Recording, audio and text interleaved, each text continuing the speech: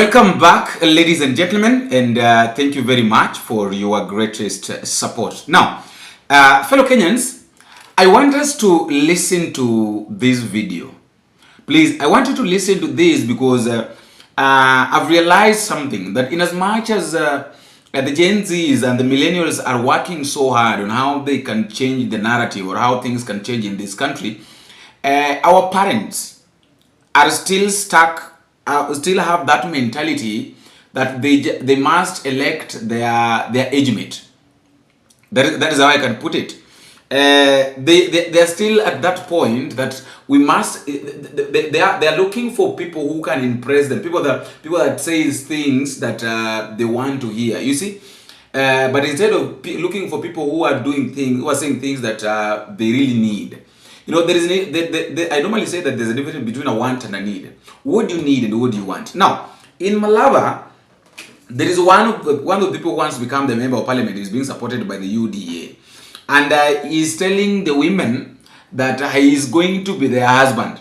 Like literally, he's going to be the husband of the widows of Malava. So I really don't know. Okay, if he's going to be the husband of the widows, what about those men who lost their wives?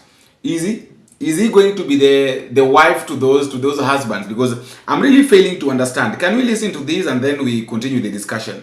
Mimi nitahakisha wamama wote wenye ni wajane, mimi ndio bwana yao.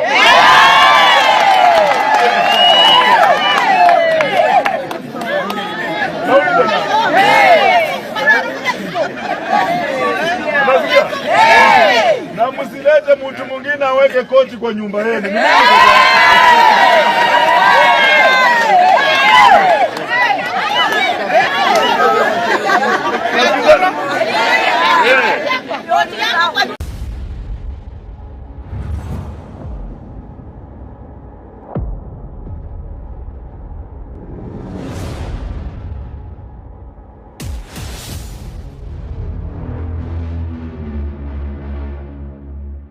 Now, fellow Kenyans, before we go far or before we get deeper into the discussion, because I have got several things that I want us to talk about, let me quickly ask you that if at all we are meeting for the first time, please don't forget to click the subscribe button, because by doing that, you're going to be amongst the first people who will be notified any moment there's a video that has been uploaded.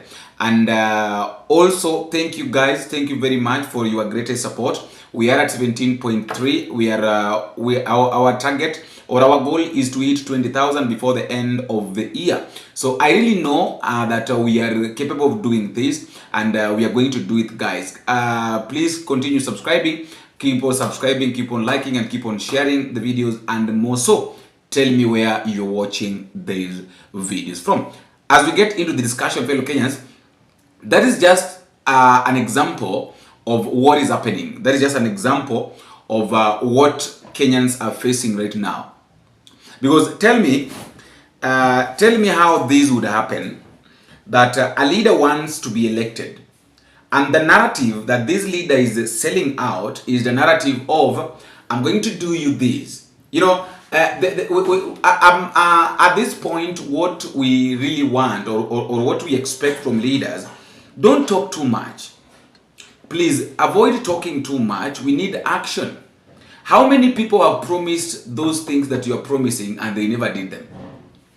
A lot of leaders promise the same things that you are promising as a leader, as somebody who is expecting to be elected, but they never achieved, they never did them. So this issue of nitafanya, it should stop. The second thing, fellow Kenyans, you know, it is so funny how the president would pretend that he knows the roads in Samburu more than the people of Samburu. Yani, wacha niseme hivi, mgeni anakuja kwako, na baada ya kuja kwako, unajaribu kumweleza ya kwamba choo iko pale, chumba cha wageni cha kulala kiko pale, jikoni ni pale, alafu pengine bafu iko pale, na pale pa sebuleni pale pa kumuzika iko pale, alafu dining pale pa kula pia ni pale. Lakini unakuja unapata kwamba huyu mgeni anajifanya kwamba anajua haya mambo yote kukuliko. In fact, He's trying to correct you by telling you that no, you don't know. Yet this is your house. So literally that is what is happening. William Ruto corrected the people of Samburu publicly by telling them that they do not know their roads. In fact, he's telling them that he knows their roads more than them. You know, it is so funny. Can you listen to this? Hapana. Hapana. Wacha niwasomee, mimi niko na hiyo story. Barabara ya kutoka Maralal kwenda Opiroi. Itoke Opiroi iende Barsiloi.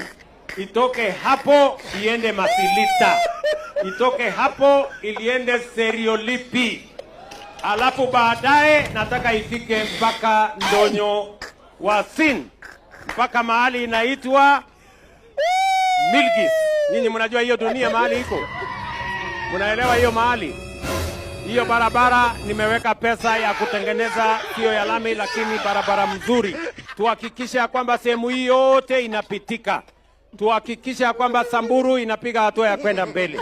Tuhakikishe kwamba watu ya hapa, watu ya Baragoi vile vile wanaunganisha na Wakenya wengine. Baragoi hoye. Mnasema tuendelee na hiyo barabara? Nitengeneze hiyo barabara.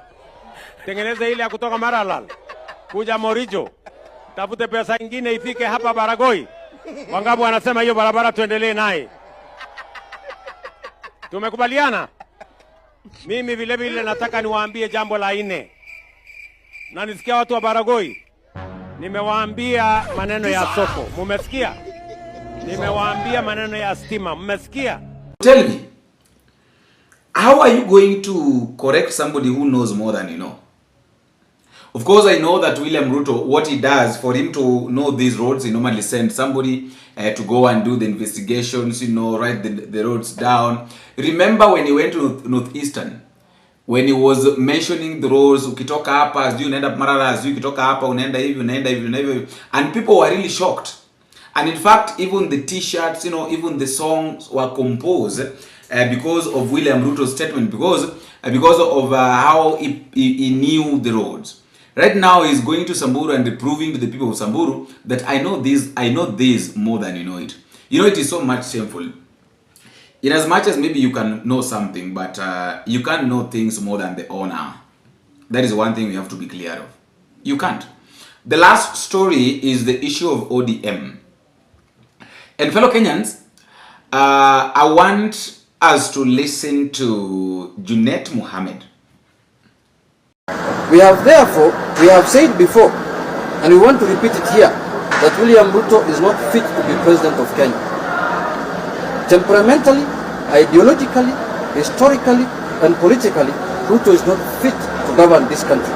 Time and again, we have called Ruto out for his anger and bitterness, his lack of respect for rules, laws, procedures, and institutions, his past in YK 92, and the opposition to the Constitution of 2010, his propensity to resort to lies to achieve short-term goals, his determination to set age group and social classes against each other, and more importantly, his glorification of corruption as a path to richness. We have pointed out that Ruto is in the mold of leaders who rose to power by taking advantage of the prevailing desperation among their people, and then proceed to create a great deal of havoc on their nations and the whole world. Ruto is in the mold of Adolf Hitler, Idi Amin, Saddam Hussein, among others, who rode on the wings of their people's desperation and pushed them deeper into misery and helplessness. Now, that is Junet Mohammed speaking. And it is not now. It was when people were campaigning, when Junet Mohammed literally said that William Arap Samoei Kipchirchir Ruto, the current president, do not have the capability and cannot be a president to lead Kenyans. After becoming the president, so right now, the same people who rejected William Ruto as the president before he became the president are the ones that are insisting that ODM must work hand in hand with William Samoei Ruto to achieve their goals. What changed? You know, it is so bad to be a political orphan, to prove yourself that literally you are a political orphan. That is it. It is so embarrassing and it is so wrong to prove that you are an orphan, completely an orphan, that you don't have any direction, you don't have anybody to tell you what. Like literally, since Raila Odinga died, people of ODM have been confused.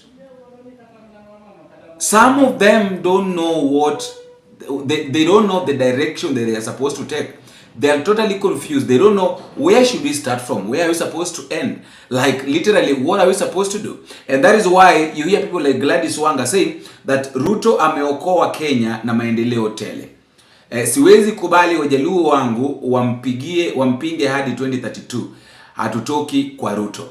Wewe na nani? That is the question. Yes, you don't want to get out of Ruto's government, but you and who? We start from there.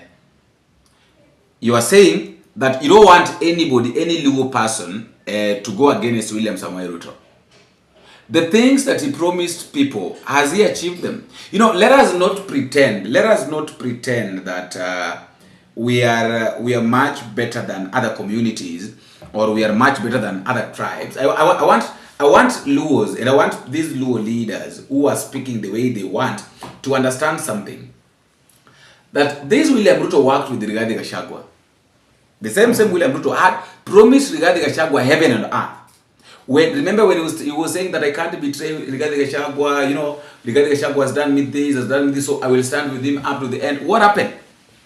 Is he not the same person that betrayed Rigathi Gachagua and pushed for his impeachment? Is he not the one? Yes, he is. So what makes Gladys Wanga, Junet Mohammed, people like John Mbadi, Opiyo Wandayi, what makes them people like Peter Kaluma and Atandi? What makes them think that they are not going to be sidelined? What makes them think that they will work with William Ruto up to 2032? Okay, let's assume that suppose now William Ruto makes it to 2027 and maybe be elected, which is impossible. Do you really think that William Ruto will atashikika? No, do you really think that there is something that anybody will tell William Ruto to do and he will do? It will be just something. After all, I became the president once again, despite the fact that everybody was against me. But I managed to become the president. So what are you telling me? Let me do things the way I want them to be done. Let me run this country the way I want it to be run. That is how William Ruto will say that you failed. Like nobody wanted me to become the president for the second term. So I made it by myself. So what are you literally going to tell me? So it is high time people like Gladys Wanga should wake up from their slumber and realize that this same man that they are trying to support is not the man that they think he is. You know, it is so embarrassing that this man lied to us before we knew who he was. He literally lied to us by carrying Bible. He lied to Kenyans. Kenyans believed him. Kenyans voted for him. And then after voting for him, after people were singing, oh, sio uchawi ni maombi, what happened? He came back and did things that nobody expected him to do. So we didn't know him when he was asking for votes. We knew him, and right now we know him so well. After he has been in office for these years, we know what this man is capable of doing. We know how he can serve Kenyans and the direction that he can take this country. And we don't want to know what he can do in future. We don't want to know. Personally, what I can say is that what we've known about the president is enough. Literally, the part that we've known about William Ruto, the president, that is enough. Hatutaki kujua mambo ingine. Please. We don't want to know more about what he can do. We don't want to know more. That one that we've known is enough. What we've seen is enough. So let nobody force people to follow the person that they don't want to follow. Let nobody force people because of his or her own personal gain. You know, After all, guys, this is my thought, and that is all for now. Let me also know what you think in the comment section, but don't forget, drop me your comment and tell me where you're watching this video from. Until we meet again, I have been your host, Bonfaswera. Pink.